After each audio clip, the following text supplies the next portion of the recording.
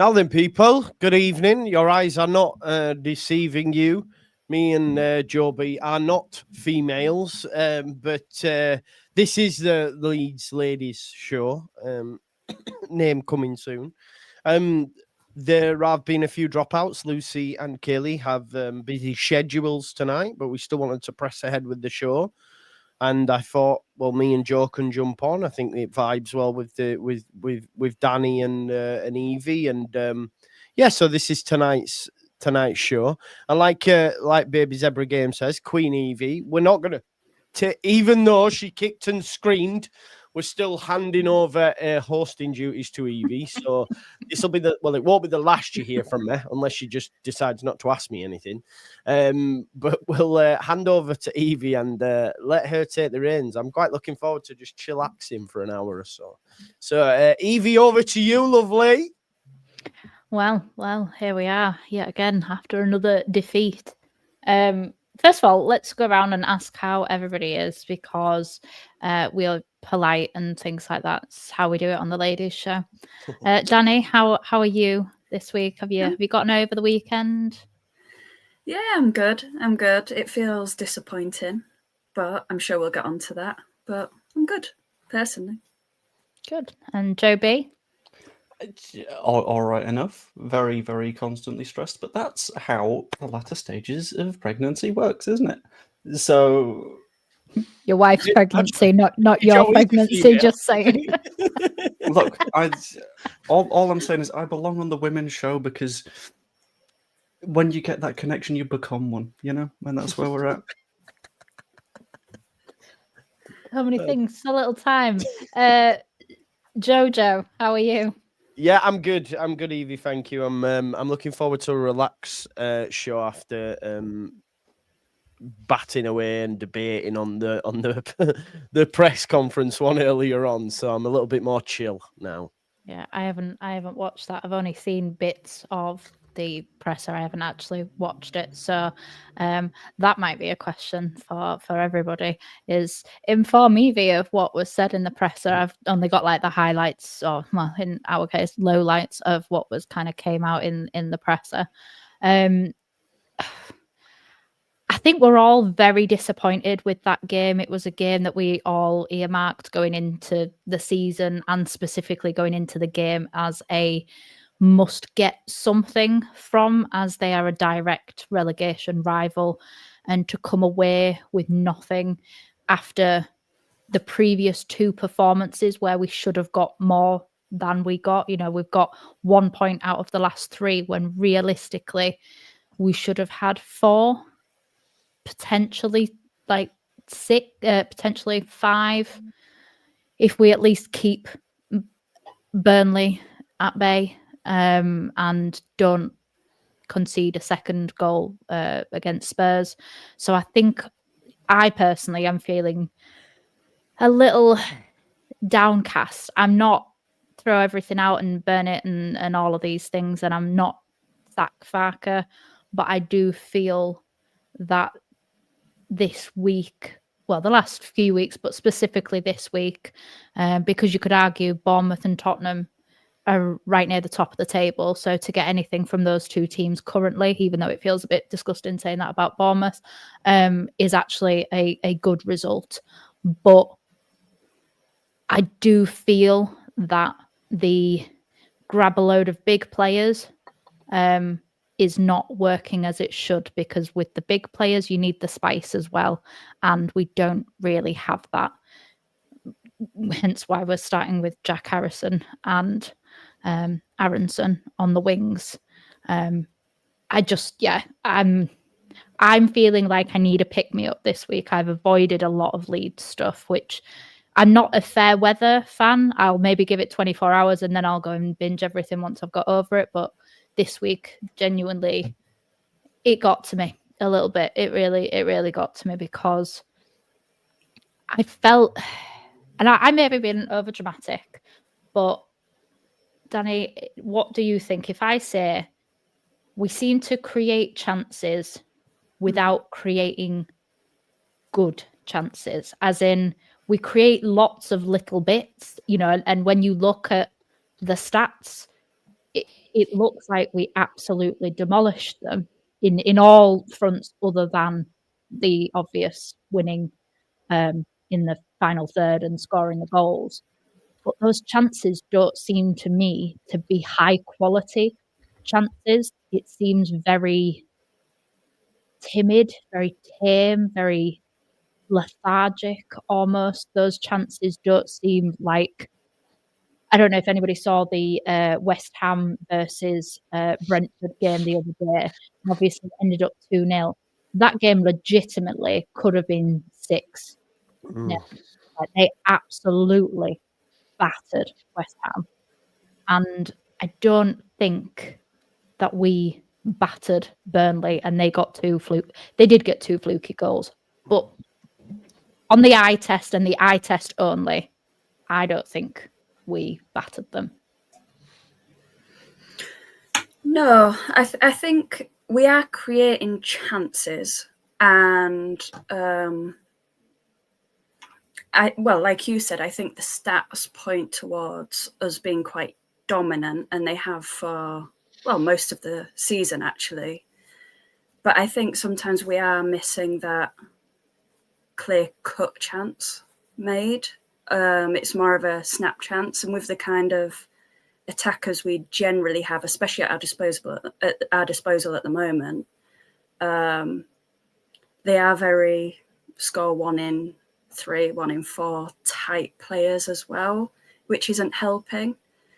But I think I do think there's an element of luck there, because like we've previously discussed already, we could have got a point out of that Fulford game, Bournemouth game. There's so many points we've dropped, which are really, yes, sometimes it's a mistake, but down to luck. And luck hasn't been on our side either. So I'm very disappointed to not come out with anything from that game. It felt like it was something we should be at least getting something from. But I'm not in dismay yet. But it is looking like was mentioned, our depth isn't enough. When you're having to play Aronson and Harrison, who are slightly more conservative, better for that final 10, 20 minutes, where you need the hard work for defensive sort of work more than the attack, even though obviously they can do a bit of that as well. We're looking thin. Yeah. And I think that has to be as soon as January ticks, and they should be making the hard yards on that now, we need someone through the door, is how I see it. Yeah. Joe B, I can see by the concentration on your face that you are getting some stats to try and sprinkle water on my fiery dismay at the minute. So go on. What do you mean try? So you've got your chances and you've got your big chances, and they are split very, very firmly from most sort of football statsy places. And if it was a case of we got 2.6 XG, which we did against Burnley, but it's all been stuff from the halfway line and we've just shot it from the middle of nowhere, then I'd 100% agree. But we seem to forget that Aronson just shot it straight at their goalkeeper at one point. We forget that Jayden Bogle was about 3 feet away from the net and decided to somehow kick it directly upwards from a position where I wasn't sure that was physically doable.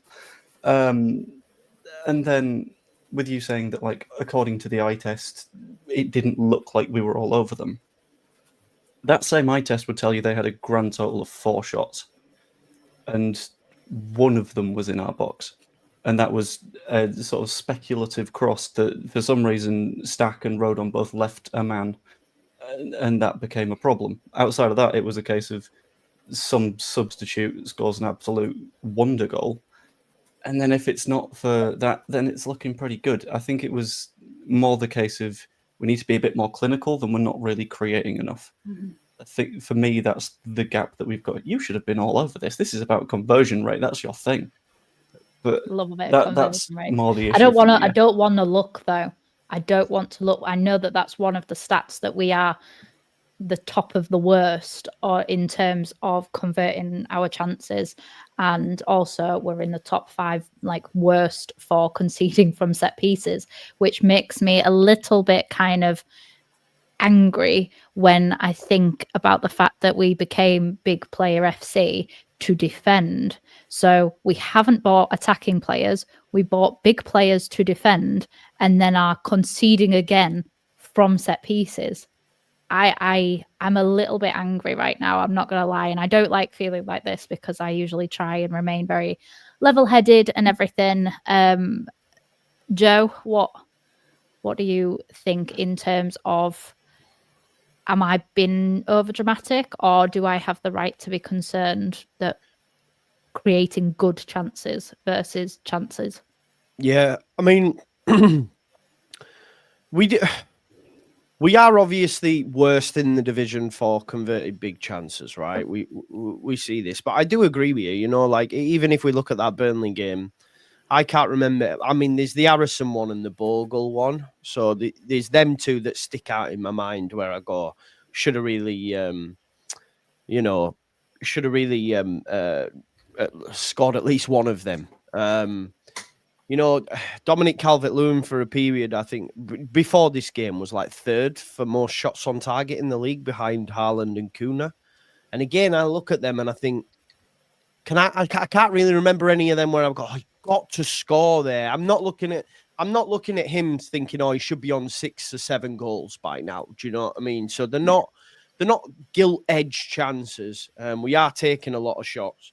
That's clear. I guess I'm a little bit more relaxed about the Burnley result. If that turns into a defeat against West Ham, then that move will quickly change, because then we're away at Brighton and then we're away at Forest, and it's like, oh God, you know, it's looking a bit spooky. But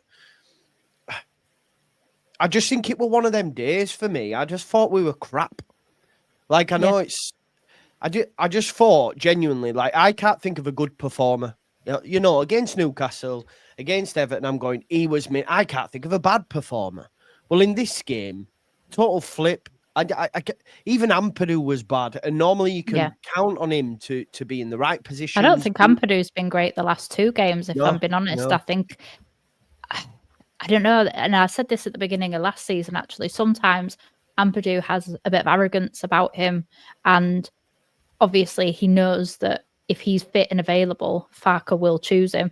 And I understand that, because that's a traditional type of captain that you want. What's the point of making you a captain if you're not going to 99% of the time be starting? But it's not the Championship, and we didn't beat them last year in the Championship, you know, and I get frustrated because I agree with what you said about Calvert-Lewin and the chances. You know, yes, he's missed chances, but they haven't been. It's not like in the Wednesday game in the Cup where he literally should have scored a hat-trick in like the 10 minutes when he came on at the end. I don't think he's missed chances that were way harder to miss than to score. So I'm he hasn't had any service since the Bournemouth game. He hasn't had the service. Like, there's been no long balls where he's been able to hold up because of the fact that we've not had the right wingers. You know, we're already, and we're 8 games in, we're already dependent on Okafor for any sort of wing creativity, and he's got a bad injury record. All of our signings in the attack have got bad injury records, and they're not necessarily you know, if he was the deadliest winger that you could imagine, you could handle it, you know, him having an injury record, because you could say, well, in those games, he will win us the games. So even if he's only available for 50% of the time, well, 50% of the time, we're getting a result type of thing. But I think I think we've missed Nonto, and it's made me appreciate Nonto a little bit more over the last few games. We've just had nobody that will run with it and do anything. And Aronson closes players down really well, but he doesn't have a footballing brain. He doesn't know how to do that next attacking phase, and he gets caught on the ball. but I'm not going to be one of those people that piles in on him because he does work hard. And I'm also not going to hammer in on Farke so much for the attacking side because we've got no replacements.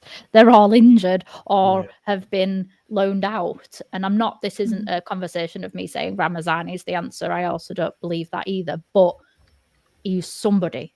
It's an option. When you looked at that bench on Saturday, it looked awful. Like the only way it could have been worse is if Meslier had come, if we had 2 goalkeepers on the bench. That's the only way that bench on Saturday looks any worse than what it is. Let's have a talk about the goals and the lack of accountability maybe for the first one. I think lots of people have gone in on Strauch, but nobody's necessarily picking up on that Rodon was not marking anybody. Rodon has been one of our best players consistently so far this season. And obviously, even though Wales didn't have a good international break, Rodon had a personally fairly good, scoring his first international goal and everything like that. But they had 3 shots, or 3 or 4 shots, 3 on target, 2 goals. If we're not going to convert and we've become big guy FC, why are we so bad at any sort of set piece? And Burnley were always, Kyle Walker is known for those throw-ins. He did them at City, so he's going to do them. I don't know. I don't know whether it was the right choice to get me hosting today, Joe, because I am so like foul mood about this game. But Joe B, who is there anybody? You're usually very calm and very reasonable. Is there anybody that you would say they should have done better with that? For me, it was one of those where if you put it on one person, you're avoiding accountability for the other people that were involved in the situation. So Harrison wasn't quite good enough at getting out to the cross, which meant that the cross was able to go in entirely unchallenged, which is something that we're doing a little bit too much of. Rodon, as you mentioned, wasn't seemingly marking anyone, but I think that was part of an idea to, if he drops back, he becomes a free man and can therefore attack any given ball, with the assumption being that Stack is on whoever scored the goal. I can't remember his name. And from that point, you've got Stack, who is in theory marking the man, but in practice didn't and sort of lost him. So I think at that point it becomes a case of it's a little bit on Harrison for not getting out there. It's a little bit on Rodon for not communicating that he was leaving the man. And it's a little bit on Stack himself for not doing that defensive side of the game where you just have a scan around and go, is anyone completely unmarked? Oh, the guy that stood right next to me. Okay, let's go and deal with that.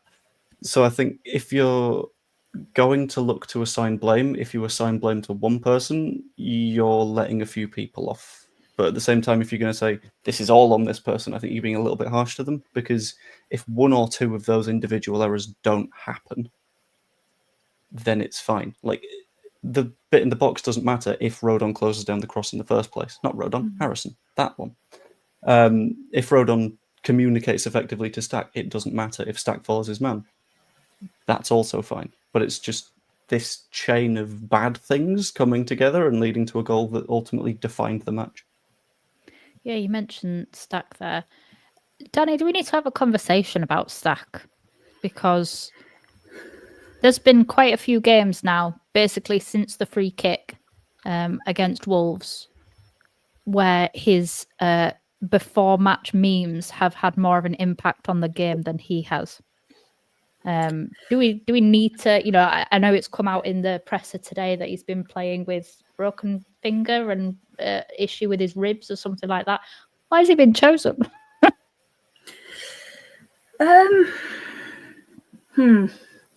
Now, I'm not wanting to pile on in ways that I know many people are, but when it comes to your question before to Joe B about sort of the set pieces, and when it comes to the choice of picking Stack, I do think that there's a conversation to be had.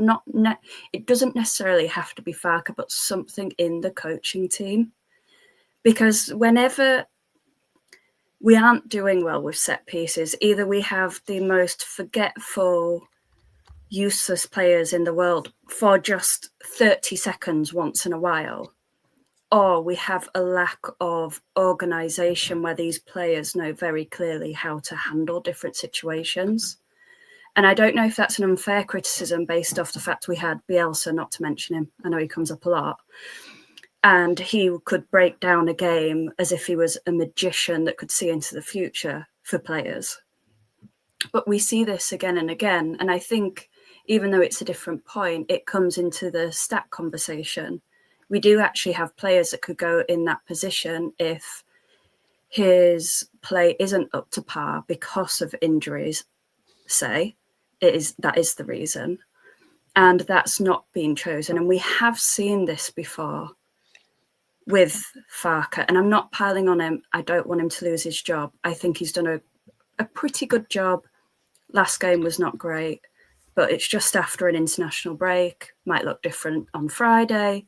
It's not a piling on, but we have had this issue before when we've clearly had players that have a slight injury, or he's had a massive loyalty to a player that's fallen off the standards that he was previously at, and he's stuck with that player. Yeah. I don't know if, I can't say this is 100% my opinion, but if there's a conversation there to be had after coming into in our third year now, where there are some things that are just consistently an issue, no matter what changes in the team. Then it's a discussion about the manager. So, Joe B. Or coaching. Just to make clear. Or coaching. Yeah. Set piece side, that's more a coaching side. Are the instructions clear enough from whoever is in charge of that? And I understand that we've got a different coach for that now, but on that side of things might be a different conversation and not Farke. Yeah. Just so it doesn't seem like I'm piling on for both. No, that's fine. I've done some numbers because it's me. Of course you have. And we keep, and this is a thought that I have had as well, because it just, when you see that we keep seemingly conceding goals from set pieces, you think, oh, that's not quite great. It's easy to forget that the goal that we conceded from the walk across wasn't a set piece. That's just an open play cross that Harrison's not gotten to. So when it comes to the set pieces themselves, we are currently the fourth best in the league when it comes to not conceding a shot from set pieces. We've conceded the fourth fewest, but more of those turn into goals. So when we make those errors are a little bit bigger and they're a little bit more of a problem, and they tend to lead to us dropping points a little bit easier, which we all know, not fantastic. But I think it's more of, in this instance, a case of open play in a set piece-esque situation. We've not adapted to think, oh, okay, cool, there's effectively the same players here, we'll just deal with it in the same manner. Instead, it's sort of got that a little element of chaos to it, like the road on Goats for a Wander part of things, which obviously doesn't help. But just thought I'd sort of pipe in and go, in fact, set pieces, not that awful at the moment. Yeah. Joe, I feel that maybe Farke needs a little bit of defending, and obviously being a massive part of the Daniel Farke Defence League. I think that you are the person to give that. Do we think that Farke, was it his stubbornness or was it his lack of available options, given that obviously Tanaka had played in the international break, along flight back, everything like that? Because on the flip side, he plays Aronson, who had also played and had a long journey back. I think the Harrison thing was a case of he had no one else to play, right? That's where that is at. I don't bemoan the manager not making changes prior to the game, because before the international break, for me, we'd had 3 solid performances. We were better than Bournemouth. We draw the game. We were very good against Spurs. We lose the game. The Fulham result just before that. Again, we were good away from home. I thought performances have been good. Those now, I said, footballers carry injuries. Footballers carry injuries all the bloody time. Footballers play with a rib broke, a crack in the rib. Footballers play with broken hands. That's why footballers bloody play with broken jaws. That's why they have masks, for God's sake. We've seen it many a times, so I think it's unfair for those in the chat that are criticising the manager. Now, was Stack up to it? No. I blame, to be honest, I blame Stack for both goals. Maybe I'm being harsh, but I think he doesn't track Ugachukwu, who puts the header in. He's got a free header in between our two centre-backs. There's no communication there. And I think the defending for that second goal, I mean, we've all seen the clip where he's just ambling around. It's not acceptable. And I don't think he'll play on Friday for that. And maybe that's due to his rib, and maybe that's due to his finger. But anybody who's saying why playing, I'm telling you, footballers always carrying knocks. They're never 100%. There'll be lads playing out there now that are not 100%. That's just football, right? So I wouldn't be too focused in on that. But again, it's another reason to criticise the manager, I guess, for some that are already done with him, I guess. But I think the Tanaka thing, should he have played? I don't think you could have changed that midfield prior. I think it was the right selection. I think what he should have done, Evie, is changed it mid-game, which he doesn't do enough of. No. And I think it's fair to criticise him for that.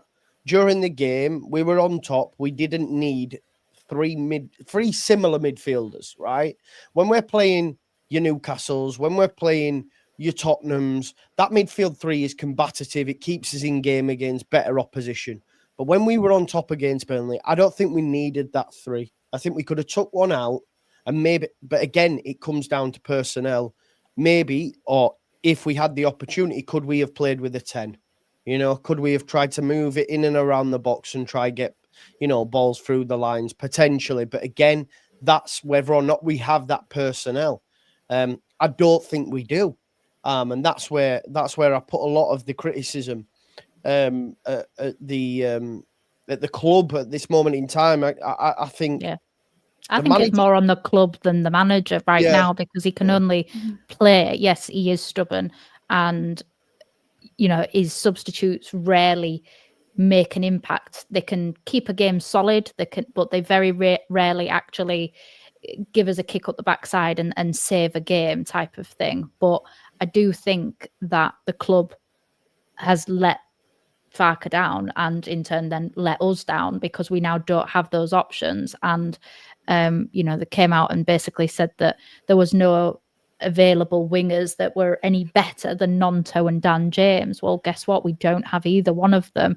And Dan James has had, for as much as I love him, you look at the last 3 seasons, he has had lengthy injuries throughout all of those 3 seasons. So to go into the Premier League saying that he's going to be your starting winger, and you already know that he has had injury problems, and that if there's the slight chance that he's available, that Farke will play him at some point, then you need to have backups for that, and suitable backups, not somebody who struggles, who has struggled over the last few seasons in the Premier League, i.e. Jack Harrison or Aronson, who defensively you can't really say that he's been anything other than really good this season. His numbers, when you look at his defensive contributions, his numbers are really good. But when you look at the attack, which is what we want our wingers to do in games like Burnley, for instance, they don't really offer any threat. And these are the game. Is there a shout, Danny, that we could go to a 3-4-3 or a 3-5-2, play Dominic Calvert-Lewin and Pirro. Our fullbacks are the most attacking players that we have on the pitch right now, with the availability that we have in our squad. is it, maybe a change in formation could have allowed us to push Burnley and stay defensively solid all at the same time? Yeah, I think so. I mean, I know that if he did that and it didn't work, he'd get slaughtered. But I think we just have to accept that there are some people that wanted rid of Farke a year and a half ago now. And that's going to happen every time they deem he's messed up. But I do think that considering the injuries we have, actually, Bogle, okay, I know at the weekend the miss had your head in your hands, but he's actually got a good shot. He scored a lot of goals for us last season when we were more dominant. So if you can get him more involved up the front, does he give you more of an opportunity to score a goal than an Aronson or a Harrison would? He probably does. And I'm obviously not saying swap, but I'm saying you have him up as that wing back and then he can push. And his cross also, actually, we have seen at times his cross is pretty good as well. So I do think that conversation's to be had, but I do agree with most of this does fall on the board, and I think it's naivety rather than arrogance. Yeah, I think it was arrogance, maybe arrogance under the last regime. I think they should have known better. But I think we have naive owners / runners of the club right now. So I think Farke has to play around with what he's got and do the best he can. And I think that might be a change of formation until we get Nonto, Okafor, those kind of players back, and possibly someone in January as well. So, Joe B, it's 49ers out then, yeah? Oh yeah, obviously that's been the feeling. I'm known for being my reactionary self. Yeah, absolutely. No, and at the same time, with the conversations thrown in the 3-5-2 stuff, I don't know if that necessarily works either, because you've got the question of if we didn't know during the presser whether Okafor would make it or not, and then we find out in the following 48 hours, then you've got an entire new system that you've got to train into people and completely change your game plan against Burnley, who you think you need points against, within 48 hours, which is a little bit of a spooky thing to do. So I agree, but is a change as good as a rest type of thing?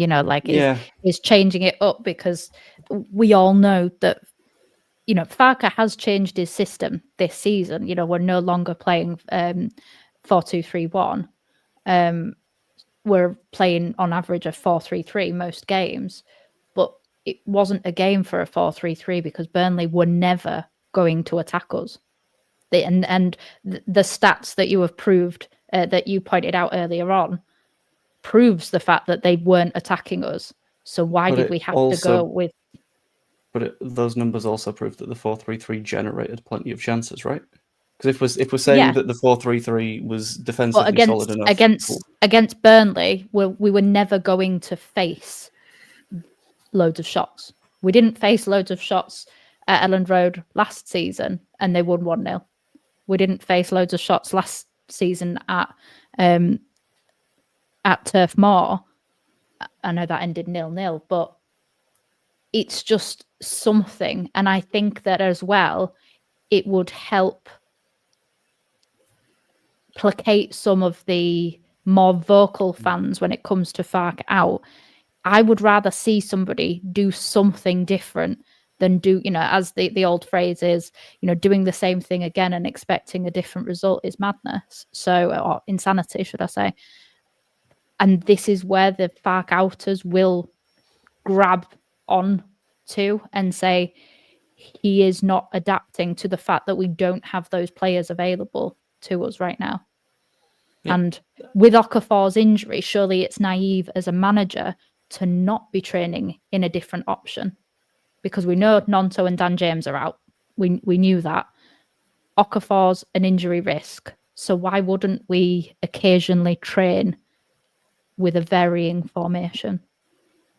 But surely the variance of formation that you would go to against a Burnley would be the 4-2-3-1 again, in which case you've still not got the numbers for that attacking line. So you've got Calvert-Lewin, sure, but you're still going to have to play Aronson somewhere in there. Well, no, you could go to the 3-5-2. Because then you'd be utilising the wings to get DCL into the game.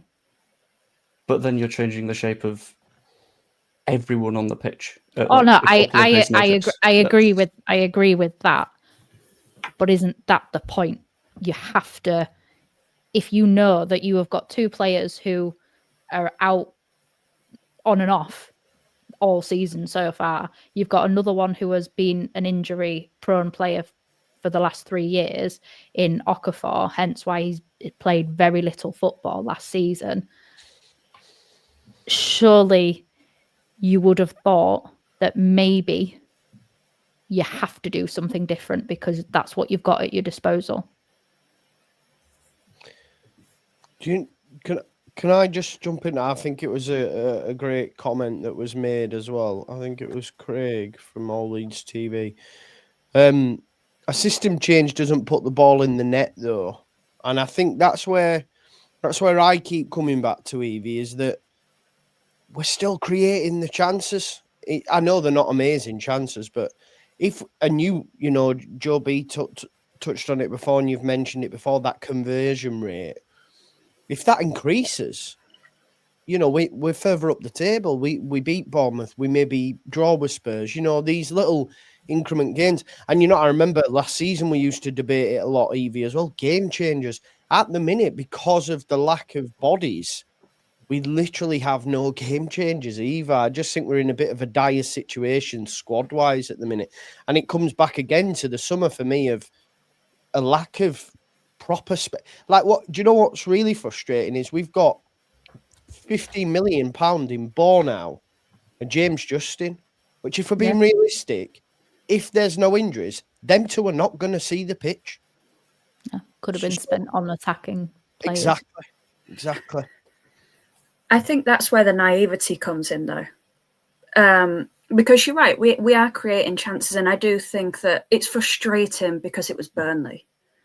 And to not get anything against Burnley, that's what's frustrating. But I actually think we've done really well up to that game, handling, other than, like we said, Arsenal. But we don't expect anything. We're kind of over that now. But I do think that feeds into the naivety, because if we are hoping to get an attacker in, but you're spending that 10, okay, you could say Bornau is at the start of the window and you're expecting some kind of sale for maybe Melier or whatever it may be, fine.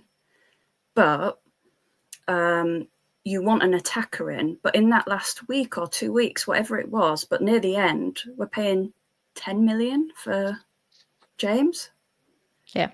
James Justin. Like, that doesn't make any sense to me. That has to be naive, because it doesn't pay off for them to do that either. It's not like they have some nefarious intent behind it. It makes no sense whatsoever.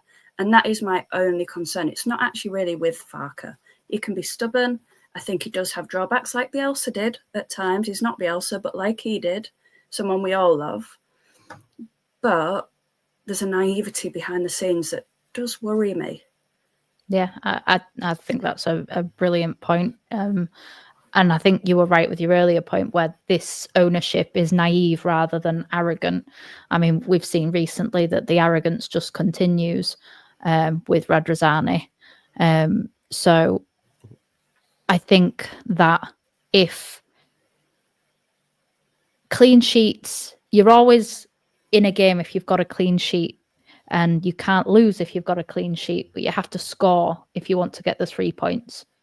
And right now, I feel it's quite similar. I know obviously we scored against Spurs and we obviously scored against Bournemouth, but it kind of has that same, when obviously we hadn't scored since the opening day of the season and everybody was like, I don't see where the goals are coming from.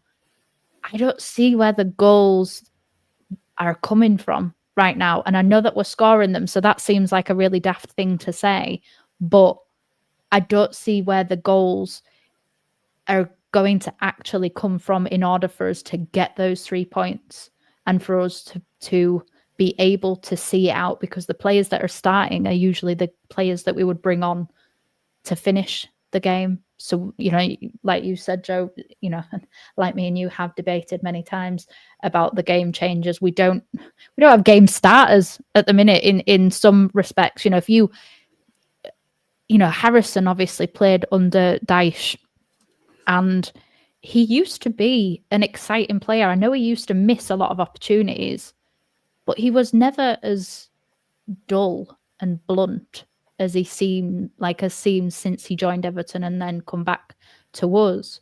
Those first 2 seasons back in the Premier League, he was absolutely incredible. Assists, goals. Obviously, the second season he got the hat-trick against West Ham, I believe she was going to say. I think that's where she was going with that one. But yeah, I mean, it's frustrating, the situation we find ourselves in at the minute. But it's one, Danny, I think that a good result on Friday would change that. A good result against West Ham would change the mood within the camp. Yeah, I agree with you, and I think part of the reaction is some people are waiting for Farke to mess up. There's a pessimism in the fan base that's always been there as long as I can remember. That unfortunately is a factor. But I think another factor that's putting people on edge, even people that maybe aren't necessarily Farke outers, is Sunderland are doing quite well and on a bit of a run, and I think that's just panicking people. But I do think a result on Friday, which fingers crossed we can get, would put a lot of people's worries to bed, because we're in the 2 digits. We're on that point per game I've got in my head. I know you've got the 10 wins, Joe. And we're on track for where we want to be, and that's all I care about. I really don't care if we have down moments, if we have crap results, if we turn to the end and go, that was crap, do better this transfer window this summer, please. As long as we do it, that's all I care about. So 3 points would give us a little bumper again for the next couple of games, and then can reset and readjust, and hopefully we come out with another point, a shock draw or a shock win. It'd be great, and then you're just bumping up those points further. There's something that I think a lot of people are forgetting as well, and it's that we're not in some weird mini league where 1 or 2 of us or Sunderland or Burnley have to go down, because that was last season. Fine. This season we're in a league of 20 clubs, and people seem to be forgetting that Wolves are knacked. They've given a completely useless manager a longer contract, which means that if they end up having to sack him anyway, then financially they're done. West Ham have hired Nuno after Nottingham Forest, also in trouble, bafflingly sacked him and decided to make a little bit of a mess, and he's still not got his hands on the reins properly yet. We're in a context of, we're not expecting to win every week. Like, it's not going to happen. And I know a lot of people will say, well, we're not expecting it to, but X, Y, Z. But there are going to be games against sides like Burnley that you just lose, because that's the way that football is sometimes. And at the same time, we can potentially pick up a win against Man United on the 3rd of January. And at that point, we all start to feel very, very, very different. But 3 points are 3 points. And whilst we're not currently seeing where each of the wins are going to come from, at the same time, none of us expected Anton Stack to score that free kick. We didn't see where that goal was coming from. And I think what we have a tendency to do as a fan base, and it's sort of been taught to us by the fact that it's just a constant case of trauma throughout our lives, we've been taught to sort of see every situation and go into the nitty-gritty and go, oh, that's a little bit wrong. I wonder how that can snowball. And I think the Burnley match wasn't good enough. I agree. But that doesn't mean that the West Ham one won't be. That doesn't mean that Anton Stack is going to be similarly fairly lazy in the press against West Ham at home. It feels like sometimes we draw a lot of patterns, and it leads to conclusions that aren't necessarily going to add up. Yeah, I think that's right. Maybe even I'm being reactionary this week, but I'm usually not that reactionary, so I'm allowed a little reaction every now and then. I mean, when you look at the table, obviously you look at the Fulham have now been in the Premier League for 3 consecutive years, and they've sold some players, but they've got some very good players in, obviously, and they're on the same points as us, and we're not panicking. You know, we're not thinking that Fulham are in this conversation, whereas they are. You know, you look at Newcastle are only on one more point than us, and they're in Champions League. So there's a lot of football to play because nobody's having that conversation about Newcastle. They're having the conversation about Brentford, and that's understandable, considering the change in manager and loss of players with Wissa and Mbeumo. But we're not that bad. We're certainly doing better than the teams that got relegated last season and the season before. So far, the current bottom three are teams that have been in the Premier League for at least 3 consecutive seasons. You know, Wolves and you know, West Ham were in Europe, you know, a couple of seasons ago. You know, they won a European trophy a couple of seasons ago. So the fact that they're in the bottom 3 is far more concerning than us, who, and you know, don't mean to sound awful, but we haven't won anything in you know, in my lifetime other than the Championship. So it's, if we're in trouble, then there's a lot other you know, a lot more teams with a far more expensive squad and far worse financial ramifications than us if they were to get relegated. Saying that, I would like us to spend more. If other teams can spend, why can't we? And I know we've got financial constraints, but I really, really don't want that excuse anymore. I just want that money to be spent better. Do you not think, Evie, we're exactly where we're supposed to be? Yeah. And this is the unfortunate, this is the sad side. Everybody says before the season side, I'm happy, give me 16th, give me 17th now. I just want to, well, this is what 16th and 17th looks like. It's pretty crap, but this is what it looks like. You know, you think, oh, you know, we were so close to you know, getting points from Tottenham, who, you know, under a very, very good manager in Thomas Frank. And they have recruited really well this summer as well. And Bournemouth, who just are outstanding this season, which makes me sick to my stomach to think that we wanted that manager, and that could be the trajectory that we were on had we have made the change sooner. But I think that just, you know, I don't know, I'm just frustrated, and I think that this is what the reality of 16th or 17th looks like. We're not world beaters. Mid-table, I said I think that we could finish like 13th, but again, 13th still looks like this right now. Yeah. You know, like if you remember, you know, the infamous Crystal Palace game, they were 1 place above us in the table at that point, and we would have gone above them, and they finished about 14th, you know, because until last season, that's usually where they chill out. But again, they were in a relegation fight. They were in a relegation fight at this point last season as well. You know, they were bottom 2 again with Wolves, and they came out, you know, won the FA Cup, and then obviously won the Community Shield against Liverpool at the beginning of this season. So this is the reality of what any mid-table, whether it's lower mid-table or upper mid-table, looks like, and it's rubbish. But I think even though obviously we had the heartbreak of the playoffs, this, you know, we've got used to winning games. Like, we very rarely over the last 2 seasons have lost games, and the fact that now we're, you know, in the big boy league, this is what we all wanted and hoped for when we were winning all those games last season, to be, you know, like Joe B said, miserable, because it's what we're used to. Go on, Danny. I was just going to say, you know, feeding into what Joe B said about us being a bit of a traumatized fan base, it is true. We've not really known us be a middle ground team. Oh, well, other than when we were consistently middle ground in the Championship. But I mean, at the level we want to be at.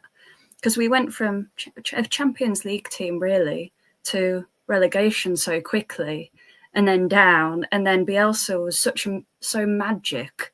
He kind of propelled us to a level that shouldn't have really been possible.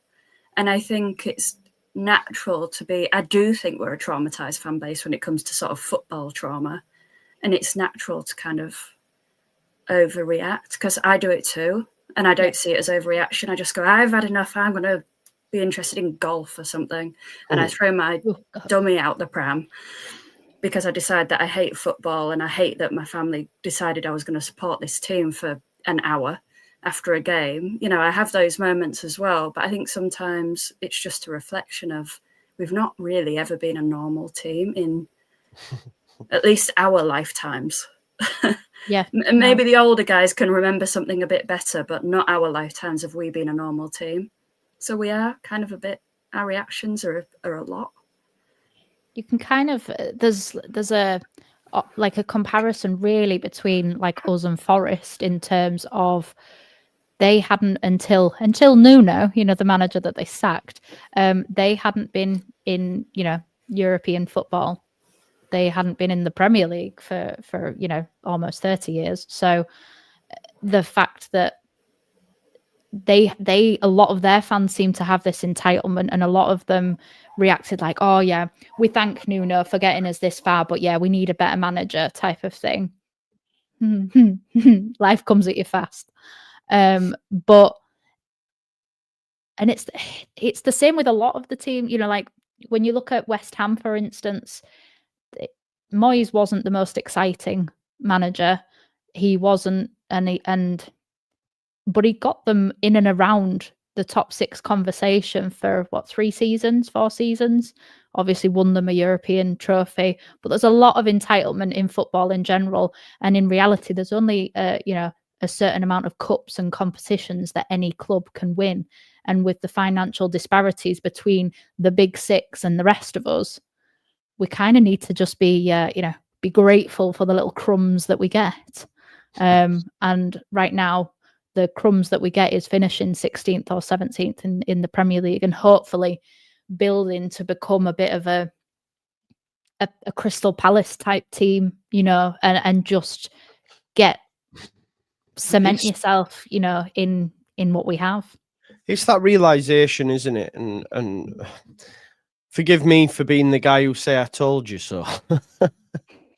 But I saw this and it just made me remember something, right? I remember at the time telling people that this is not normal. What we were experiencing at that time, enjoy it, drink it in, because this is not normal, right?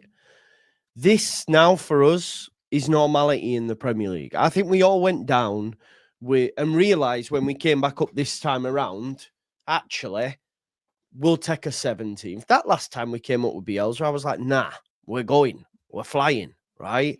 And we went down and we've had 2 amazing seasons in the Championship, but we've come up and this is what we are going to have to get used to. And I agree with Evie, it's painful to see Bournemouth, Brentford, Brighton get all these plaudits because we're Leeds United and we're massive, right? That's the attitude we have. Some will say we're arrogant with it and all that sort of stuff, but that's Leeds. We don't care, right? Dirty Leeds, it is what it is. We lean into it.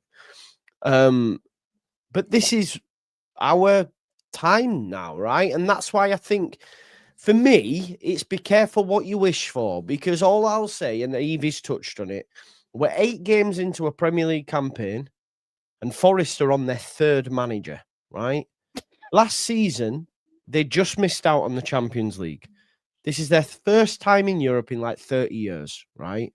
They now have Sean Dyche. How does that even happen, right? How does it happen? Wolves gave their manager a 3-year contract the game before they played us. They still haven't won a game. That's lunacy. What Marinakis is doing is lunacy. It won't surprise me if Forest end up with another manager before the season's done. Genuinely, because I don't see Dyche being able to do well in Europe. They'll probably bomb there, and then, then he'll be sacked for that.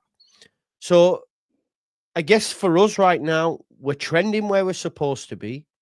The stats are backing up what the manager's saying, regardless of if you like what he tells you or not. They're still backing up what he's saying.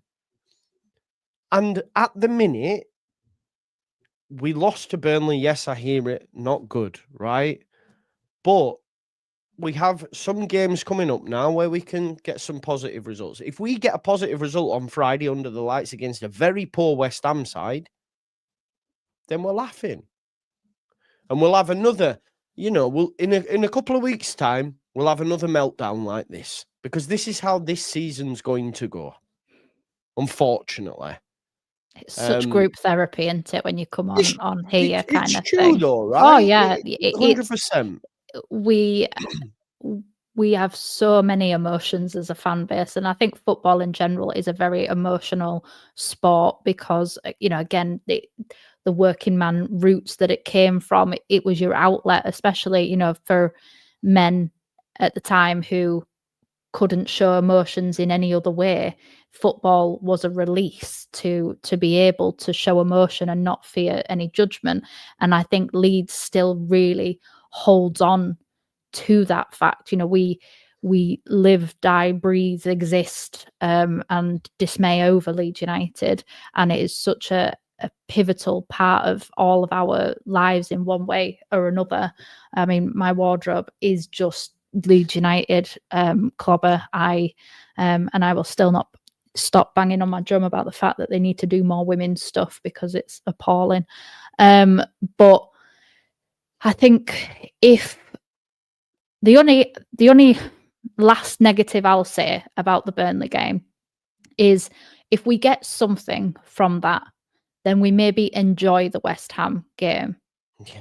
Whereas now, for me, it's so nervous. It's a must win. We're at Ellen Road under the lights. They are an awful team this season. And whether you like him or not, whether you think he'll do anything or not, Somerville will come with a point to prove. He needs to have a point to prove as well, because even if they beat us, we would still be above them in the table. So he's left us. We then went up, galloped the league. Now that we can look back on it, and we won the league. We were amazing last season. He's had 2 back-to-back seasons of struggling in a West Ham team where obviously last year he had loads of injuries last season. But if it wasn't for a poor Leicester, Ipswich and Southampton, West Ham were in a relegation battle in any kind of previous season. And when he will want to do something against us, he'll want to score. Whether or not he celebrates, I don't really care one way or another, but he will want to. And you can't underestimate when somebody has a bee in their bonnet or a point to prove. And right now, if we don't have anybody back, because I know obviously he said that Okafor and Willie, it's going to be very close, and no Ampadu and Strauch and all of these things potentially because of illness. We don't know what team we're going to have available to us on Friday. But for me, because we didn't get anything against Burnley, this has become a must win. It's not a must not lose. It is a must win, which for me adds so much pressure. And we all know what Ellen Road can be like when it can either thrive on the pressure or it can crumble. And it is one or the other. It won't be like an okay atmosphere. It will either be absolutely electric or it will be tumbleweed type of thing. And everybody, I'm not gonna call out fans, but we need to be that 12th man. We really, really do on Friday, because we have to get these wins. We didn't get the win against Burnley. We didn't get anything against Burnley, so we at least need to get it against West Ham. 100%. If I read out this lineup, like, tell me what you think, right? So, like, Perry in goal, Bogle right back, Rodon Biol at centre back, Goodmanson left back, a midfield 3 of Tanaka, Ampadu, Longstaff. On the right, Dan James. On the left, Noah Okafor. And up front, Dominic Calvert-Lewin. Straight away, I'm thinking, okay, that's much more positive. I think the fact James came on for however many minutes, he should be good to go. There was no mention of him in the presser. He did say with Okafor and Nonto, it's more likely that Okafor will be involved. So I think he starts him. He's mentioned, he was asked about changes. He was asked specifically about Stack. He said, yeah, the last 2 games haven't been great. So I think that's him coming out. He mentioned Biol being ready to start because he had 2 90 minutes in the international break. So I think the changes will ring. And I think that lineup there, if I see that on Friday, I go, right, okay, I'm happy with that. Yeah, And you might even have that excites me. That lineup, and again, it's just change. Sometimes you just need to take, as well. Strauch's been criticised quite heavily over the last 2 games. I don't really think that I think the Spurs one was incredibly unlucky, a bit like Goodmanson against Fulham. He wasn't fantastic, but he wasn't more, like Joe B in his very calming words said, he wasn't more to blame than anybody else really on Saturday. But it does take him out of the firing line, because we all know that whoever isn't playing is the answer. So if we can at least have a change, then as well, West Ham won't know what that team looks like, because we don't know what that team looks like. We don't know how that team really plays together, because none of those players really have had much chance to play as a whole, all of them together. So I'd love to see Dan James back to his best. So would I, really would, because I've missed him, and I think he did come on and make a difference. It wasn't enough, but he gave me a little bit of hope in that game, and we all need a little bit of hope when it comes to Leeds United. We do. Shall we do score predictions? Yeah, let's do it. Joe B.